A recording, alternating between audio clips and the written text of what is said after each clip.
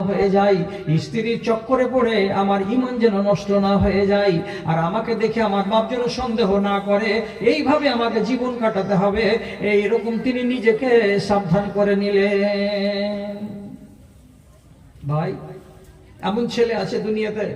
আজকে আবার কোন ছেলেকে বলে দেখেন তো, যদি আপনি বলেন যে এই বৌমা ভালো নয়, এর চলন খারাপ, গোটা বাড়ি খারাপ করে দিবে, গোটা পরিবার খারাপ করে দিবে, বংশকে নষ্ট করে দেবে, বউকে বাদ দিয়ে দাও, আপনি যদি কোন রকম সাহস করে জীবনে বলি দেন, তো উল্টা কবে তুই আর মাকে বাদ দিয়ে দেবে,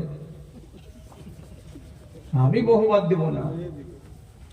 এত ফরমাবারদার ছেলে আছে? ছেলে নাই? আর এই ছেলে যদি তৈরি করতে হয়, তাহলে পিতা আর মাতার জন্য কি হয়ে যাবে? এটা চোখের নূর হয়ে যাবে, চোখের জ্যোতি হয়ে যাবে। যেটা কথা বলবে সেটা কথাই হ্যাঁ, যেটা কথাই বাপ বলবে না, তো সেটা কথা তুই বেটা বলবে না। এটাই হচ্ছে ফরমাবারদারি করা ছেলে। জি, শিক্ষা দিতে গিয়ে মারামারি হালকা করে, শিক্ষা দিতে গিয়ে আপনি যদি স্ত্রীকেও মারামারি করতে যান, তাহলে এটাকে যদি কোনো স্ত্রী মেনে নেয়, এটা ফরমাবারদারি। আর যদি মানামানির ক্ষেত্রে যে আপনি তাকে শায়েস্তা নয় আদব দেওয়ার জন্য হাত নাড়তে গেলেন, সেটাকেও সে যদি মানতে না পারে, তাহলে জানতে হবে যে এটা কল্যাণের বউ নয়। জি, নিজের ছেলেকে আপনি যদি একটা থাপড় মেরে দেন, বড় ছেলে হতে গেলেও ছেলে যেন কোনোদিন প্রতিবাদ না করে।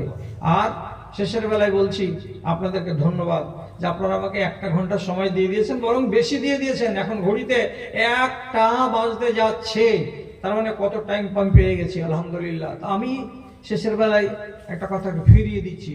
কথাটা ফিরাচ্ছি কি, যদি কোনো স্ত্রীর সামনে তার পুরুষ কথা বলতে ভয় পায়, যেমন আপনি বললেন 500 টাকা ধার দিও, তো মঙ্গলবারে দিয়ে দিব তোমাকে, তো খালি বকল চুলকেছেন, যদি দিয়ে দিই আর খালি যা কই যে সালার মারে টাকা 500 টাকা দিস, তো তোমাকে দিয়ে দেওয়ার পরেও আমার জোখা লিয়ে ছাড়বে, কিসের টাকা দিলে পাই, তোকে নাকি কিছু না ধার দিল।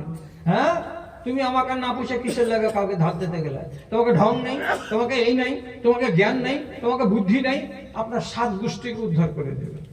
তো যদি আপনাকে দেখে আপনার স্ত্রী রাজা মনে করে নিজেকে আর প্রভাবশালী মনে করে, তাহলে ওই নারী, যতদিন পর্যন্ত তুমি নিজেকে শুধরাতে না পেরেছো, ততদিন পর্যন্ত তোমার খায়ের নেই, তোমার কল্যাণ নাই। 1। 2 নম্বর, কোন মা যদি নিজের ছেলের সামনে কথা বলতে গিয়ে শুধু ঢোক গিলে মানে কি, কথা বলতে গেছে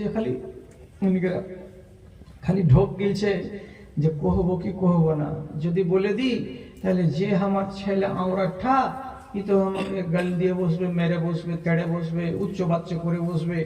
এই ভয়ে কোনো মা কিংবা কোনো বাপ যদি নিজের ঔরসজাত ছেলের সামনে কথা বলতে গিয়ে ভয় পায়, তাহলে জেনে নিতে হবে ওই ছেলে তোমার দুনিয়াতে নাজাত নাই, তোমার আখেরাতে নাজাত নাই। কেন?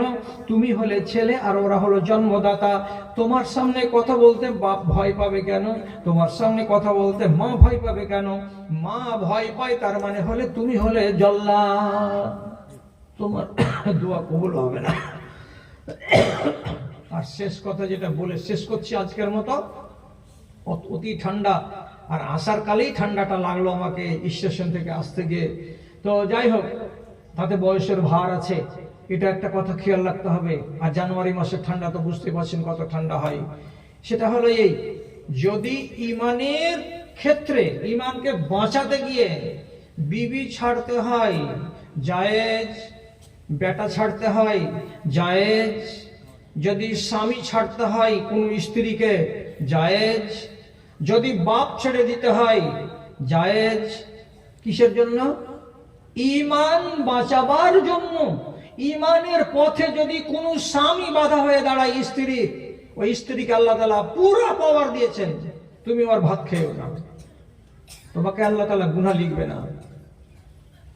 ঠিক এইরকমই বাপ যদি বাধা সৃষ্টি করে, তাহলে বাপকে ছেড়ে দাও, আমি তোমার সংসারে থাকলাম না। বাপ থাকলে কিন্তু আমি তোমার সংসারে নেই, আমি যেমন করে পারবো তেমন করে আমি সংসার চালাবো। ফারাক্কার পাশে একটা গ্রাম আছে, খুব বেশিক্ষণ লাগবে না, 5 থেকে 7 মিনিট, একবারে পাকা শেরশাবাদী আহলে হাদিসের গ্রাম। ছেলেকে বাপ শাসন করছে, ভালো বাড়িতে বিয়ে হয় না তোর কারণে, তুই এগুলা সংগঠন করা ছাড়, আর এই যে ছেলে বয়সে এতটি দাড়ি রেখেছিস এগুলা বাদ দে, আর না বাদ দিবি তো ভালো বাড়িতে তোর বিয়ে হবে না।